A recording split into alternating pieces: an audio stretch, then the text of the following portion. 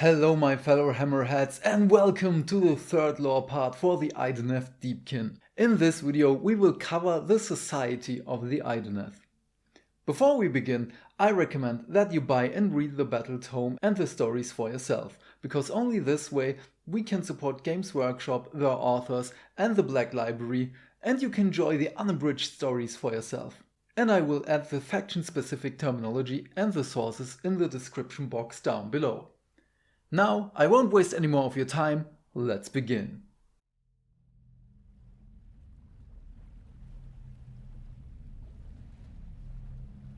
Welcome my friend.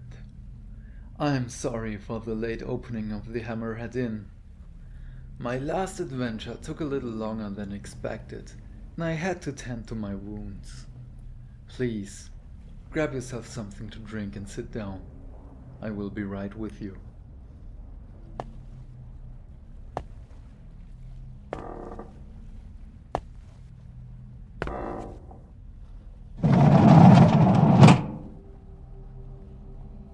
I have found something special just for you.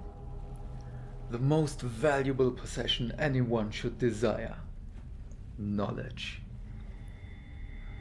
I learned much about the society of the Idoneth, how they wage war, and how their society functions in their deep underwater cities. Now, let me tell you of all the things I learned from my new acquaintances. The Deepkin mastered hit-and-run tactics, but the attacks begin not with the elves, but with magic. As the Isharann tidecasters weave their magic to create the necessary ether sea for them to move and swim on land. Illusions and tricks play with the eyes and minds of their foes, and even I once thought that I had lost my fingers as I brushed against an illusion of carnivorous fish. The first attack begins with wave after wave of Namastir to weaken the foes, as these elves are dispensable. They are not really a loss for the Deepkin. After a while, the Archelians on their mounts join the attack, riding Fangmora eels, Alopexes, or even Leviathans.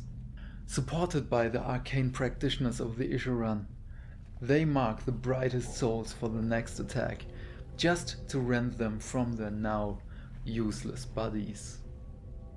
And if that's not enough, their deity, a resurrected god, Mathlan, joins their forces, drowning and killing everyone in its path.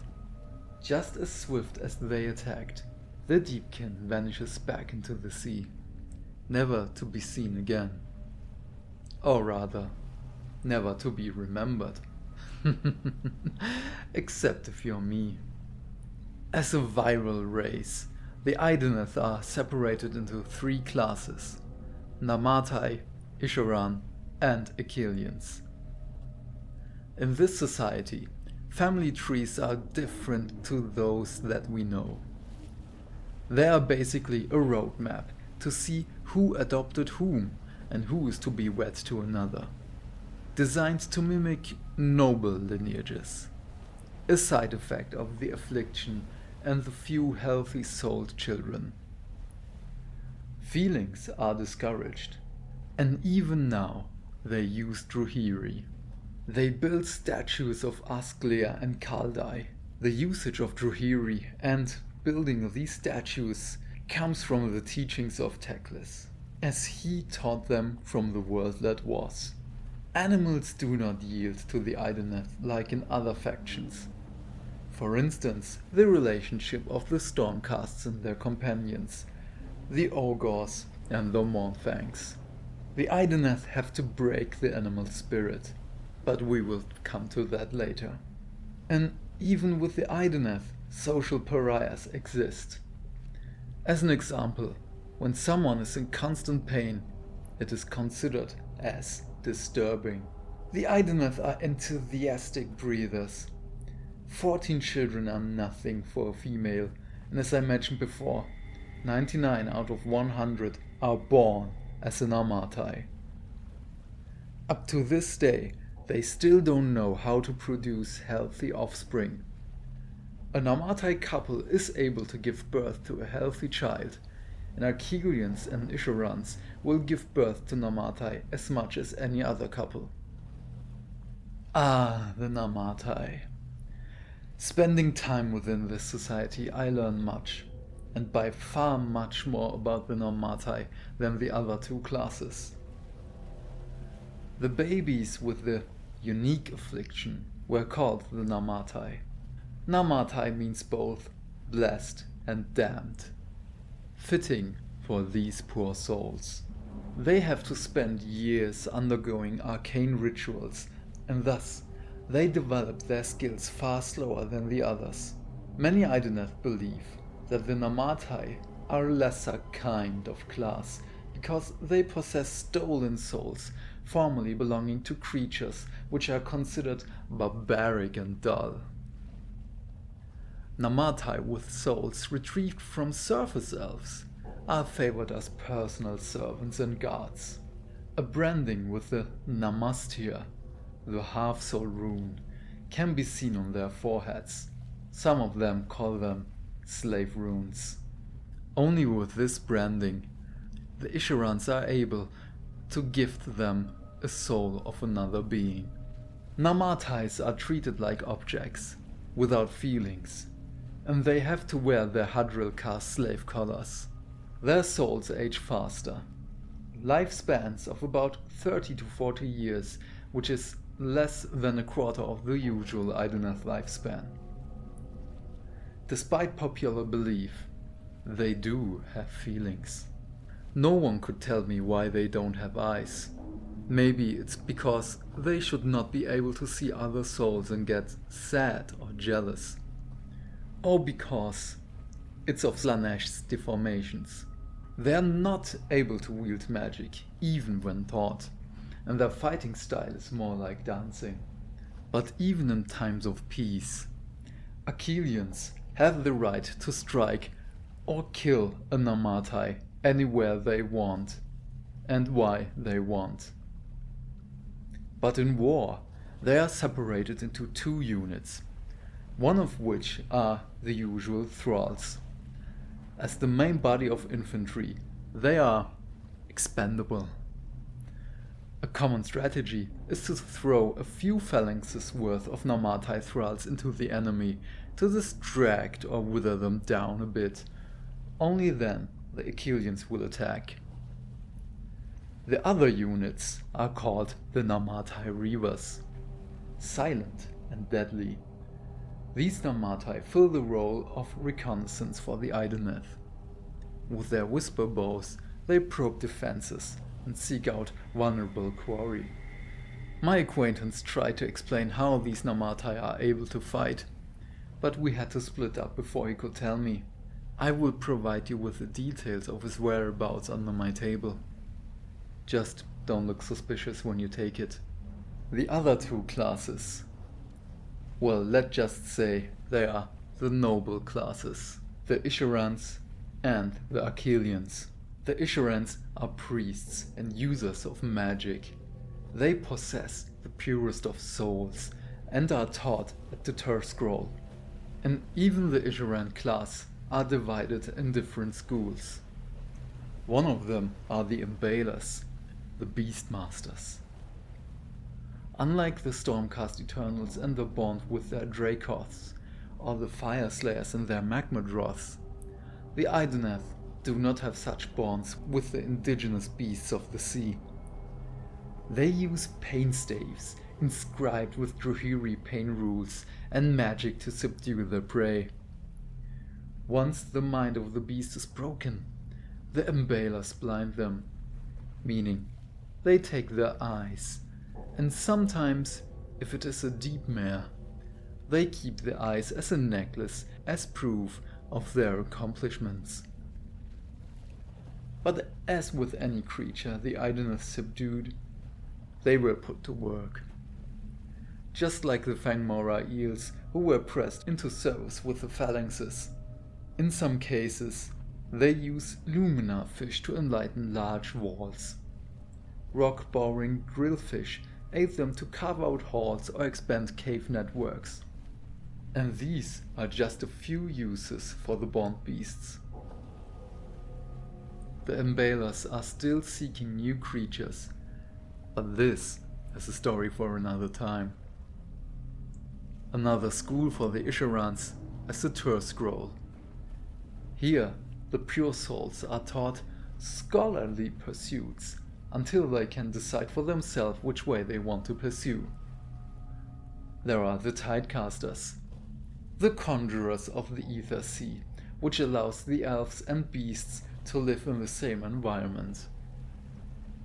Using the repressed anguish of the Idoneth, they cast magic in form of waves of despair. Some are so strong that the victims believe that they are submerged underwater. The second school are the Soul Renders. Individuals who are trained in combat side by side with the Achilleans. They attach lure lights to their helmets to attract and absorb the souls of the fallen, so that these souls can be used to reinvigorate fallen Namastir, or to be seeded into newborn Namastir. At last there are the Soul Scryers, both priests and navigators, able to map a being's soul and the mortal realms. On the battlefield, they illuminate a prime target for all the Idoneth, marking the enemy as the richest quarry. Achilleans are the members of the last class, warrior elites of the enclaves, trained at young age at the Asydrazor, which ends with the Mhair trials. Every single Achillean passes the Mhair trials. It is the matter of fact how they pass it, which will define their role later on. Until then, they join the armies as crew, manning weapons on the Leviathans or Alapexes. The next step is to ride a beast for themselves, starting with the well-feared Fangmora eels. If they reach this stage of their career, they will join the Achillean Guard. Riding these fearsome carnivores, the Idoneth live their hit-and-run tactics. These eels are capable of biting a Gargan's arm off, and they can produce an electrical charge to stun their prey. I discovered two distinct differences between the riders. The so-called Morsa Guard are equipped with wall spears, with which they are able to channel the electricity to roast their enemies. The other ones are the so-called Isharann Guard. Instead of wall spears, they wield hell sabers, but the electricity is used in defense of the rider, rather than to be offensive like their counterparts. If they are daring, they are seen on the back of ferocious Alapexes. These sleek and muscular death dealers sense the blood of their prey and will not stop until they are devoured man-sized holes in bigger prey, not caring if it is flesh or steel. Two Achilleans will form a team to fight on this beast, and it is large enough to mount a ranged weapon on its back to make it even more deadly. The culmination and the ultimate marriage of all these three classes can be seen in rare occasions. The whispers of flying Leviathans are true. Monstrous beasts, I tell ya. The Isharanns enslave them, and it brings an Embailor great honor to bring one of these creatures down onto their service. Only the deadly deep mares are more valuable and more difficult to tame. But I will tell you more about them as soon as I have more information to share. On top of the Leviathan, the Idoneth will mount a platform for three Achilleans, one of which is called the Mhair, the master of the reins. The two others are wielding ranged weapons to deal death to their enemies. The beautiful and terrifying last touch of this 3 times cursed marriage of classes is a masked Namastir on the back. Its duty is to pound an enchanted drum, which will send forth ripples of distortion through the ether sea to protect everything around it. These ripples will distort the light around it, which makes it harder to aim, even though the Leviathans are massive. But after all that, they are elves, born into these realms out of agony and suffering. And as you might suspect, even with the Idoneth, there are special personalities. There's Lotan, Walternus, and Mathlan. What was that sound? I guess the Reavers found me. Don't panic. Just take the scroll from under the table, the one which I mentioned earlier, and leave me a note. Now go, quick! I have many more stories for you. But this is not the time. Just listen for the bell, and you will know that I'm here again, waiting for you. Go, be safe. And don't look back, my fantastic friend. Bye.